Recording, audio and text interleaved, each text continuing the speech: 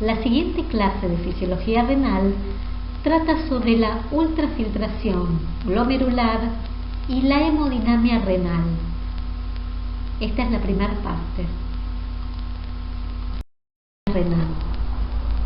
Los objetivos de la clase son comprender la función renal como dependiente de la perfusión sanguínea, comprender las diferencias entre los mecanismos de filtración en un capilar glomerular renal y en un capilar sistémico, y describir el mecanismo de autorregulación del flujo renal. En la primera parte veremos funciones renales, la estructura y tipos de nefrona, la circulación renal y las características de la barrera de filtración.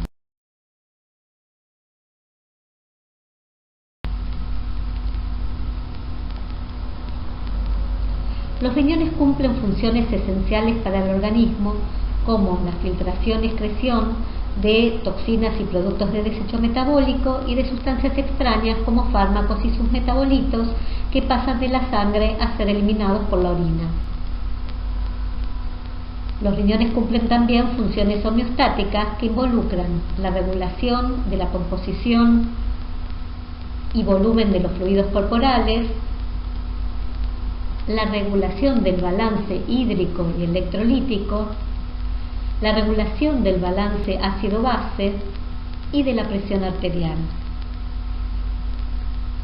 Los riñones también producen y activan y o liberan hormonas involucradas en el metabolismo del calcio, como la vitamina D, la producción de glóbulos rojos, como la eritropoyetina, y la regulación de la presión arterial y el flujo sanguíneo, como la renina. Y también pueden sintetizar glucosa.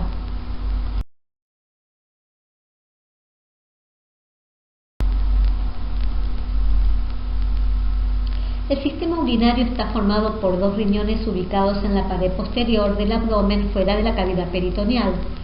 El uréter transporta la orina final desde el riñón hacia la vejiga, donde se almacena hasta que la misma se vacía en la micción.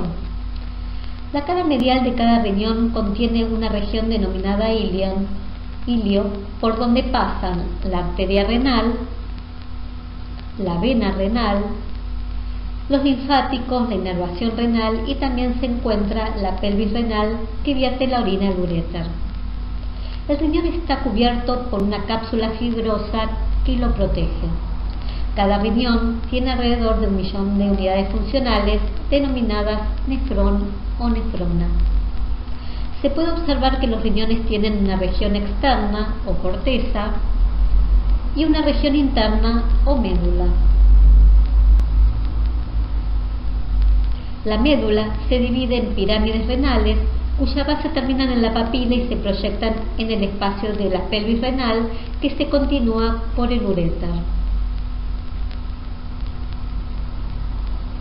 La pelvis se divide en cálices mayores que recogen la orina final de los túbulos, la cual pasa a los cálices mayores y de allí al uréter.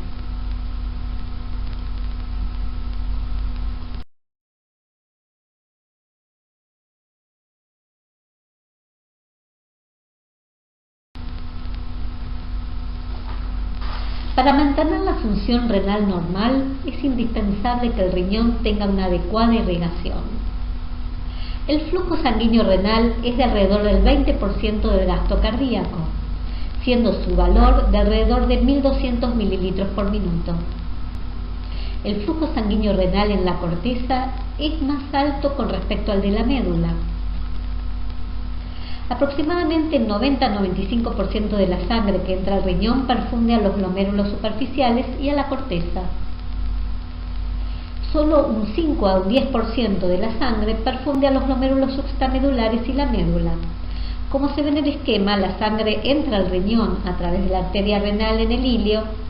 La arteria renal se ramifica y la sangre pasa a las arterias interlobulares, luego a las arterias artiformes o arcuatas, de ahí a las arterias interlobulillares o radiales y a las arteriolas aferentes. De las arteriolas aferentes, la sangre pasa a una red de capilares glomerulares en los glomérulos renales, donde se produce el filtrado glomerular. La sangre de los capilares continúa a las arteriolas eferentes y luego pasa a otra serie de capilares peritubulares. Luego la sangre continúa por los vasos del sistema venoso renal que reciben los mismos nombres que los vasos arteriales que corren en forma paralela. La sangre sale del riñón por la vena renal a través de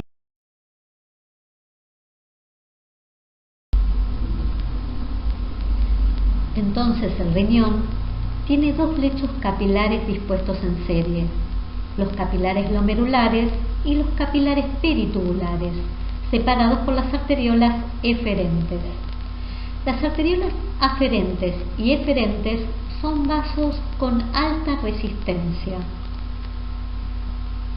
que permiten regular la presión hidrostática de ambos lechos de capilares, de tal manera que los capilares glomerulares, al estar entre dos zonas de alta resistencia, pueden mantener una alta presión hidrostática que se mantiene constante a lo largo de todo el capilar y favorece una rápida filtración, mientras que los capilares peritubulares tienen una presión hidrostática menor, lo que va a favorecer la reabsorción del líquido.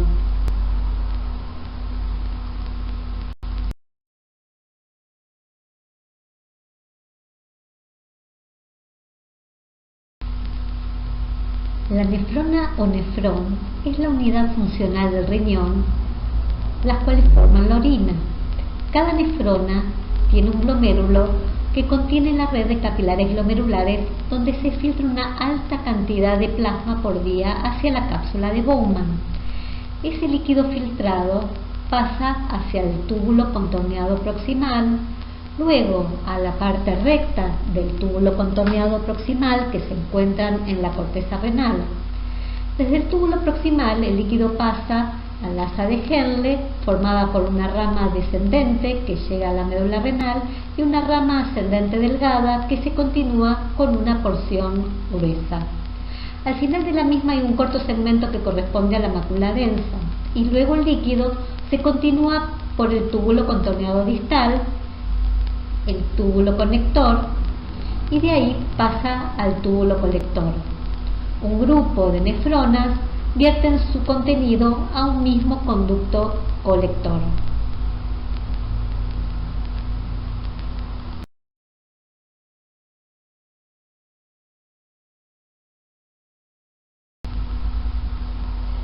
Existen entonces dos tipos de nefronas: las superficiales o corticales, que constituyen el 85% de las nefronas y se caracterizan por tener asas de Henle cortas, y sus arteriolas eferentes se continúan con los capilares peritubulares. El 15% de las nefronas son yuxtamedulares y poseen asas de Henle largas, y sus arteriolas eferentes se continúan con capilares peritubulares especializados denominados vasos rectos o vasa recta, que corren paralelos a las asas de Henle y llegan a la médula interna.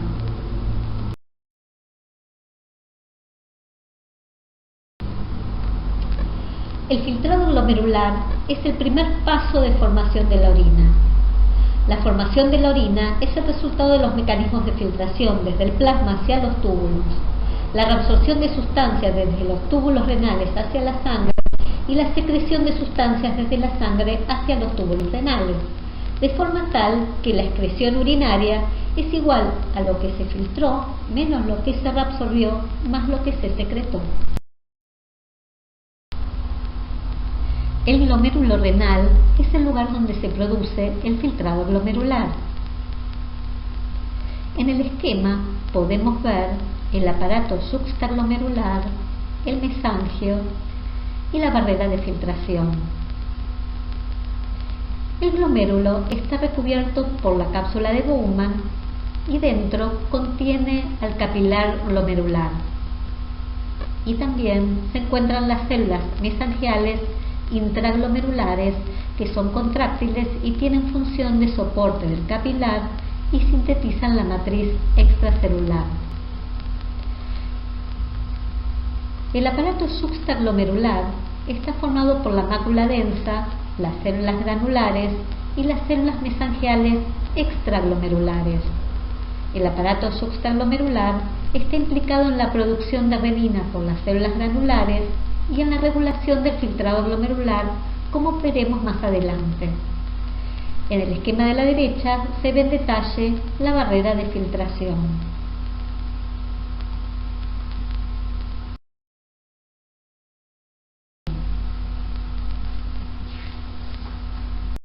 El plasma se filtra desde la luz del capilar glomerular hacia la cápsula de Bowman, atravesando la barrera de filtración o ultrafiltración glomerular, la cual está formada básicamente por tres capas, que desde la luz del capilar hacia afuera son el endotelio del capilar glomerular, cuyas células tienen grandes poros o fenestraciones, que está cubierto por la membrana basal, y por fuera de esta se encuentran los podocitos con sus pedicelos que recubren el capilar.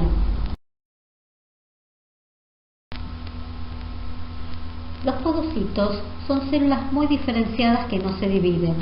Se pierden en forma progresiva e irreversible en el transcurso de una lesión glomerular y sintetizan la membrana basal. Entre sus pedicelos o prolongaciones se forma el diafragma o poro de filtración. Los poros son rectangulares y de aproximadamente 40 por 140 Armstrongs de sección transversal y 70 Armstrongs de sección longitudinal, siendo esta capa la que ofrece mayor restricción al pasaje de sustancias, como por ejemplo de las proteínas plasmáticas. Además, toda la superficie de los podocitos y de la barrera de filtración están cargadas negativamente. Esto se debe a que su superficie está recubierta por una cialoproteína denominada podocalixina, que es polianiónica.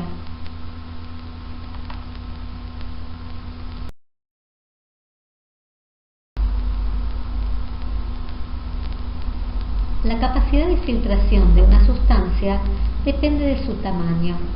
Moléculas de bajo peso molecular, como el agua, el sodio, la glucosa, tienen una capacidad de filtración de 1, o sea, filtran libremente.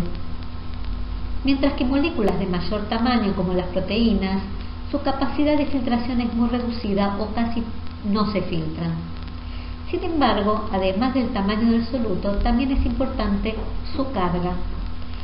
El gráfico de la derecha representa la capacidad relativa de filtración en función del radio molecular efectivo del dextrano, un polímero que puede ser electroneutro, como está representado por la curva punteada, puede ser policatiónico, o sea, estar cargado positivamente, o polianiónico, o sea, estar cargado negativamente. Si nos fijamos, para una molécula de 30 Armstrongs de tamaño y vemos la curva roja del dextrano positivo, su capacidad relativa de filtración es de 0,5 aproximadamente. En cambio, el dextrano electroneutro filtra menos, mientras que el dextrano del mismo tamaño pero cargado negativamente prácticamente no filtra. Esto se debe a que, como mencionamos anteriormente, la superficie de la barrera de filtración está cargada negativamente y por lo tanto partículas de tamaño entre 18 y 44 Armstrongs podrán atravesarla dependiendo de su carga, además de su tamaño. Las partículas cargadas negativamente serán repelidas por la superficie negativa de la barrera de filtración, mientras que las cargadas positivamente la atravesarán con menor dificultad. La estructura de la partícula también incide en su facilidad de pasaje. Entonces, partículas de soluto de tamaño menor a 18 Armstrongs podrán filtrar libremente independientemente de su carga. En cambio, la filtración de partículas entre 18 y 44 Armstrongs de tamaño depende de su carga y si tienen tamaño mayor a 45 Armstrongs no filtrarán, como ocurre por ejemplo con las proteínas albúmina e inmunoglobulinas.